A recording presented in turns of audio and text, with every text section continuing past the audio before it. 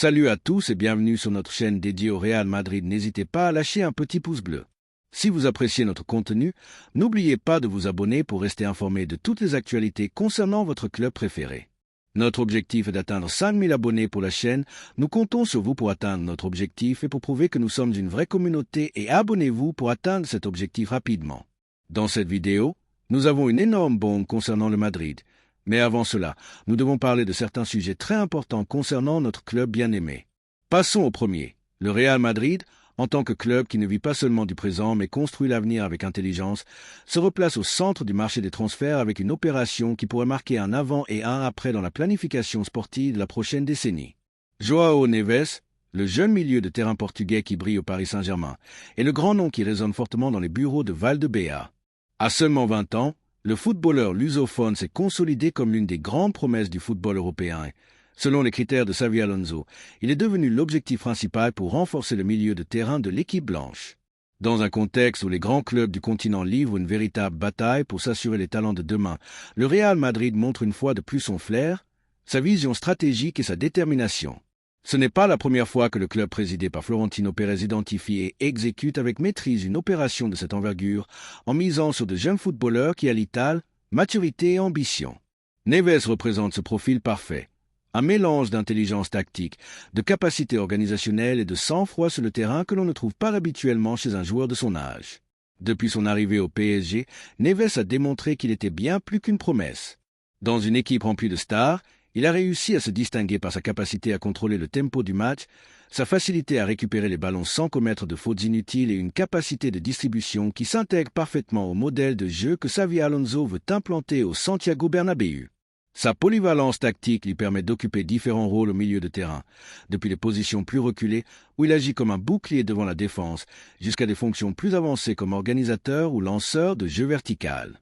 En résumé, João Neves est un joker de luxe, le type de joueur que tout entraîneur rêve d'avoir sous ses ordres.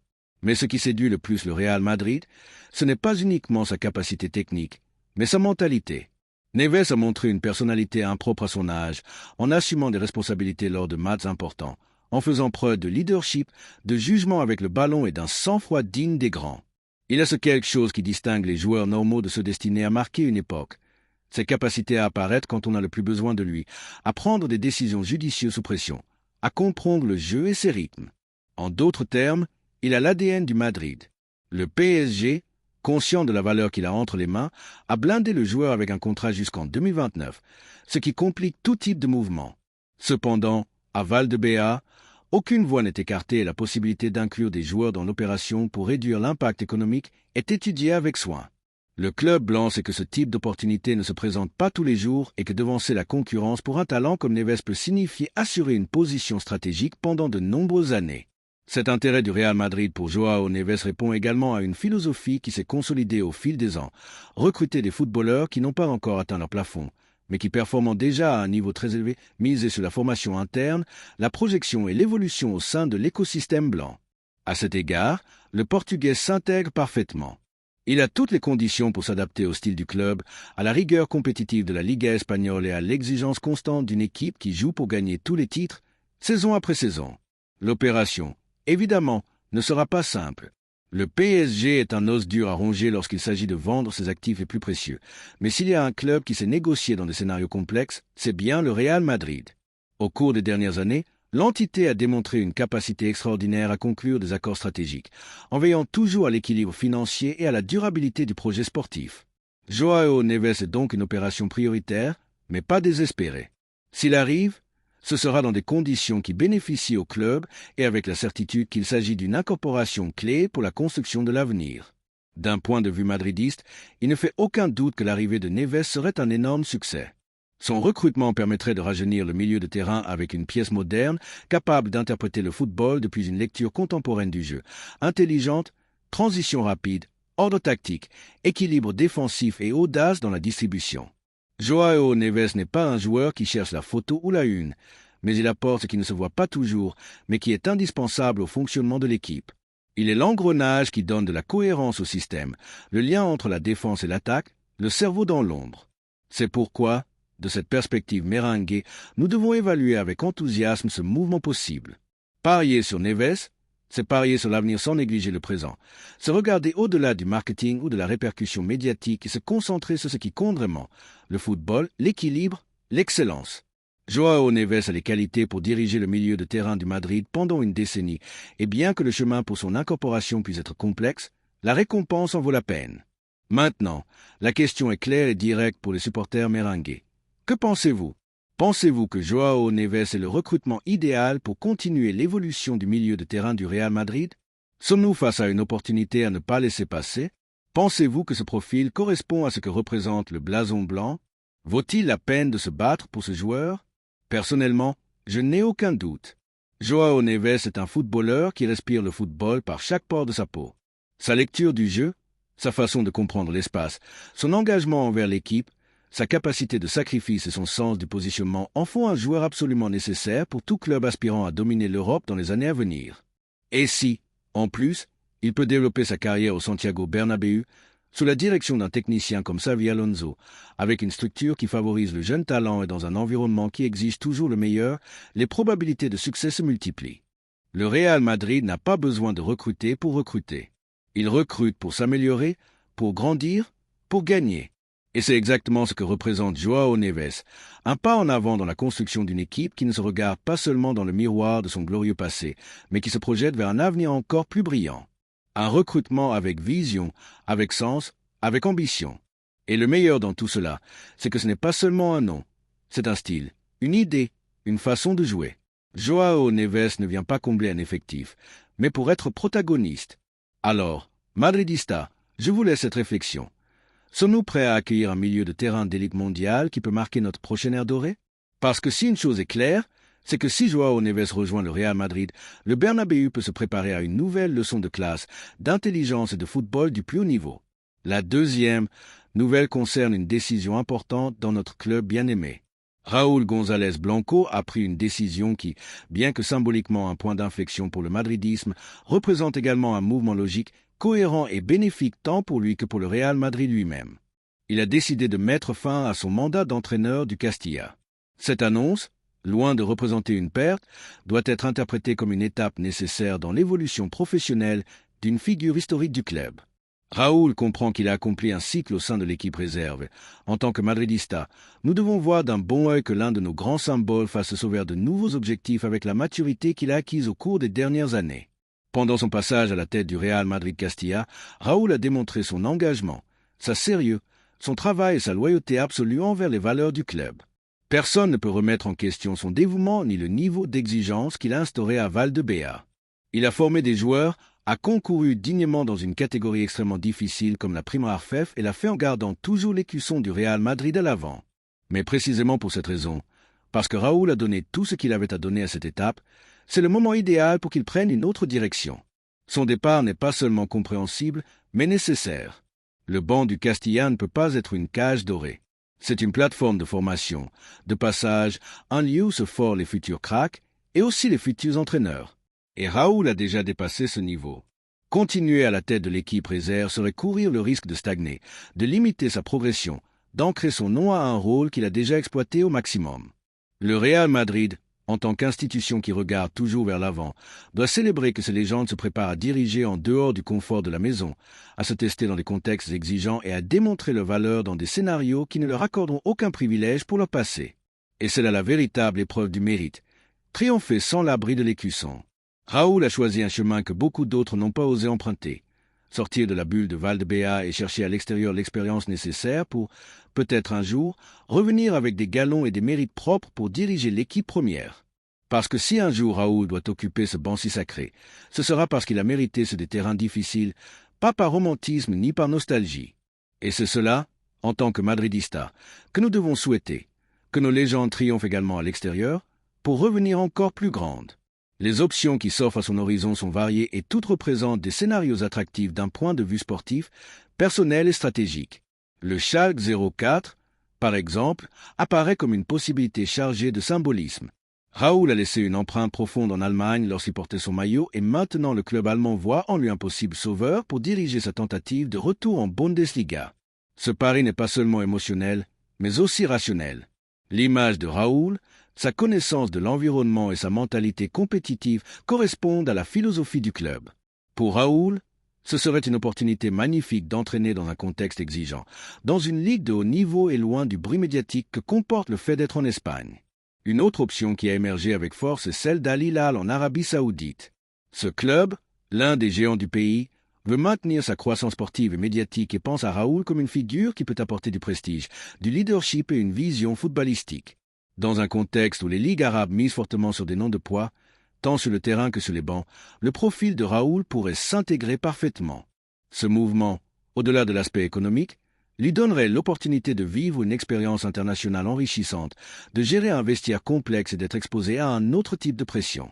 Et, en tant que madridista, nous devons comprendre que chaque pas en dehors du club ajoute à sa formation en tant qu'entraîneur. On ne peut pas non plus écarter une alternative plus proche, comme celle de Retafe. L'équipe bleue pourrait être à la recherche d'un remplaçant pour José Bordalás et Raoul a commencé à être mentionné comme candidat potentiel, bien que dans cette course, Luis Garcia Plaza semble partir avec un avantage. La simple mention du nom de Raoul dans ces cercles de Primera Division parle de sa croissance et de la manière dont il commence à être considéré comme une option réelle pour diriger dans l'élite. S'il optait finalement pour cette voie, ce serait sa première expérience en Ligue depuis le banc, une expérience qui lui permettrait de se mesurer aux meilleurs entraîneurs d'Espagne et de démontrer qu'il est prêt pour le niveau suivant. Le départ de Raoul ouvre également un nouvel espace pour le Castilla. C'est le moment de renouveler les énergies, de chercher un autre profil qui donne une continuité au travail de formation depuis une autre optique. Personne n'est indispensable, pas même les légendes, et l'équipe réserve a également besoin de nouveaux sangs pour continuer à grandir. Raoul a laissé sa marque, mais le Real Madrid ne s'arrête pas. C'est ainsi que le club a construit sa grandeur, en honorant le passé, mais sans vivre ancré à celui-ci. C'est pourquoi, en tant que madridista, nous devons remercier Raoul pour son engagement et applaudir sa décision. Il n'y a pas de trahison dans son départ, ni de désertion. Il y a de l'intelligence, de l'ambition et du bon sens. Ce départ est une preuve que le club forme non seulement des joueurs, mais aussi des personnes préparées à diriger n'importe où dans le monde. Et que l'un des nôtres parte la tête haute, avec respect, gratitude et envie de conquérir le monde, doit nous remplir de fierté. Nous ne pouvons pas garder toutes nos légendes enfermées dans le club, comme si elles étaient des trophées de musée. Elles doivent vivre, prendre des risques, souffrir et apprendre à l'extérieur pour pouvoir revenir, si le destin le veut, avec l'expérience nécessaire pour relever le défi le plus grand. Et Raoul, avec ce départ, fait un pas courageux vers cet objectif. Maintenant, la question va directement à vous, madridista. Que pensez-vous de cette décision de Raoul? Pensez-vous qu'il fait bien de partir à la recherche d'un nouveau défi? Trouvez-vous judicieux qu'il fasse le saut en dehors de l'environnement blanc pour se forger dans le football professionnel? Pensez-vous que son départ renforce sa candidature pour revenir un jour avec force à l'équipe première? Personnellement, je considère qu'il a fait ce qui est juste.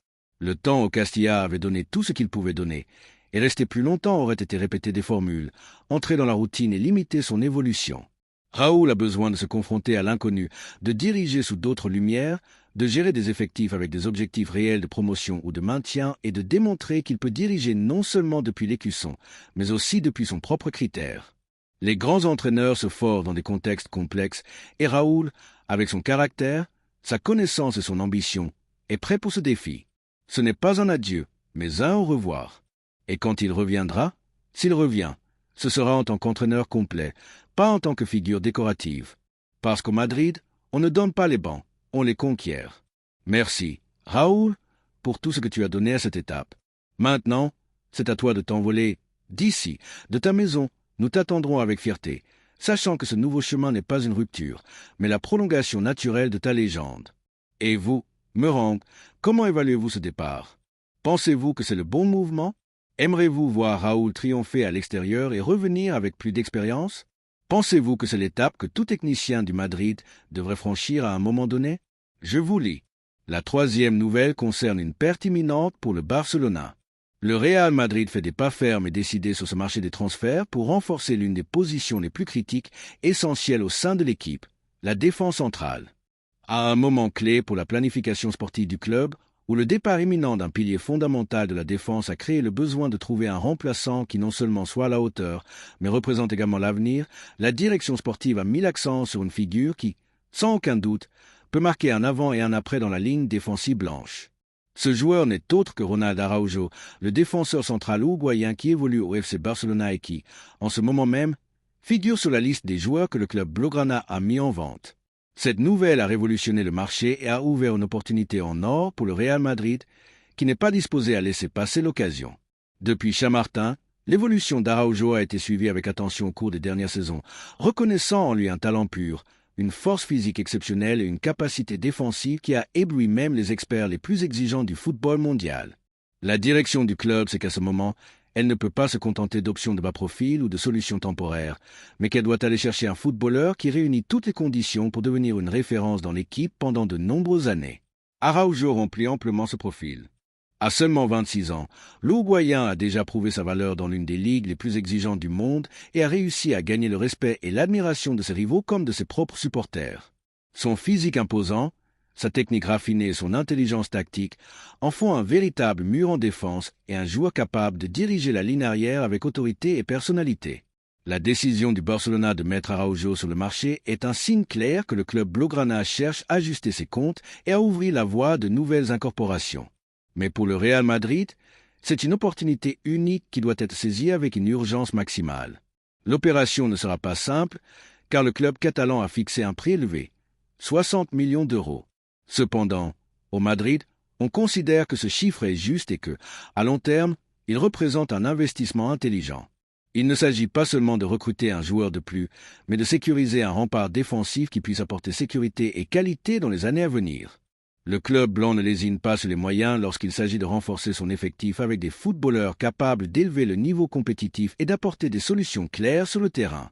De plus, cette opération est accompagnée de l'aval de Xavi Alonso, le nouvel entraîneur, qui est arrivé avec une vision fraîche et ambitieuse pour l'équipe. Alonso, avec son expérience et sa connaissance approfondie du football d'élite, a manifesté son soutien total à l'incorporation d'Araujo. Pour lui, compter sur un joueur de la trempe de l'Uruguayen est fondamental pour construire une équipe solide, équilibrée et capable de rivaliser dans toutes les compétitions. L'opinion de l'entraîneur est cruciale dans ce processus, car son soutien démontre que le recrutement n'est pas seulement une décision administrative, mais un pari sportif sérieux et fondé. La confiance qu'Alonso a placée en Araujo reflète le plan qu'il a pour renforcer la défense et garantir que l'équipe ait une base solide à partir de laquelle grandir et atteindre ses objectifs. L'arrivée d'Araujo représenterait un bond qualitatif énorme pour la défense blanche. Son profil correspond parfaitement aux besoins actuels, un joueur jeune avec un potentiel de croissance et de maturation, mais qui possède déjà suffisamment d'expérience pour performer à un niveau très élevé. La combinaison de jeunesse et de qualité est la formule idéale pour construire une défense capable de durer plusieurs cycles de succès. De plus, signer un contrat de 6 saisons est une preuve claire que le club mise sur la stabilité et la continuité, éléments fondamentaux pour maintenir la performance et la cohésion d'une équipe sur le long terme. Cet engagement à long terme permettra à Araujo de s'adapter complètement à l'environnement, de s'intégrer dans la culture du club et de développer son plein potentiel. Pour les Madridistas, ce recrutement représente une excellente nouvelle et une source d'enthousiasme. Araujo n'est pas seulement un excellent footballeur, c'est un exemple de combat, de grinta et d'engagement, des valeurs qui ont toujours été très présentes dans l'histoire du Real Madrid et qui font partie de l'ADN de ses joueurs les plus emblématiques. Incorporer un joueur avec ces qualités est un renforcement qui va au-delà du tactique et du technique. C'est aussi un coup de pouce pour la mentalité de l'équipe et pour la connexion avec les supporters. L'engagement et la détermination qu'Araujo démontre à chaque match sont exactement le type de caractéristiques que les fans du Madrid apprécient et exigent. La solidité défensive est un pilier indispensable pour toute équipe aspirant à remporter des titres et le Real Madrid le sait mieux que quiconque. La solidité en défense offre la base sur laquelle peuvent être construits de grands projets sportifs et obtenus les succès les plus importants. Avec l'incorporation d'Araujo, la défense gagnerait non seulement en qualité individuelle, mais aussi en cohésion et en capacité à résoudre des situations difficiles. Sa présence aiderait à élever la confiance de l'équipe, apportant de la sécurité dans les actions défensives et facilitant la sortie du ballon avec discernement. C'est un footballeur qui apporte équilibre et fiabilité, deux éléments essentiels pour qu'une équipe maintienne un niveau compétitif constant. D'autre part, l'audace et l'ambition qui caractérisent le Real Madrid à chaque marché des transferts sont évidentes dans cette opération. Mais c'est précisément cette mentalité qui a toujours distingué le Madrid. Aller chercher les meilleurs sans crainte et avec la conviction que seule la qualité maximale permet d'aspirer au plus haut niveau. La négociation avec le Barcelona sera un processus complexe, mais le club blanc a la capacité économique et sportive de présenter une offre solide et compétitive, prête à convaincre à la fois le joueur et l'entité catalane. De plus, la présentation du projet sportif aux joueurs sera un facteur déterminant. Araujo doit se sentir motivé et valorisé pour accepter la proposition. Rejoindre un club avec l'histoire, le prestige et l'ambition du Real Madrid est un argument puissant pour tout footballeur qui souhaite briller au plus haut niveau. Maintenant, chers madridistas, je vous invite à réfléchir et à partager votre opinion sur cette nouvelle qui marquera sans aucun doute le marché estival. Que pensez-vous de l'idée de recruter Ronald Araujo? Pensez-vous qu'il est le joueur qui peut apporter ce saut de qualité dont la défense a tant besoin? Croyez-vous que le Madrid fait ce qu'il faut en misant sur un footballeur avec cette projection et ce caractère? Le club travaille avec intelligence et ambition, des valeurs qui ont toujours été au cœur du madridisme. Cette opération peut être la confirmation que le Real Madrid reste le club qui non seulement aspire à gagner, mais c'est aussi comment construire le chemin pour y parvenir avec les meilleurs footballeurs. La défense blanche a une nouvelle étoile à l'horizon, et nous avons tous le privilège de voir naître et grandir vêtus de blanc. À la Madrid, laissez-nous votre opinion dans les commentaires.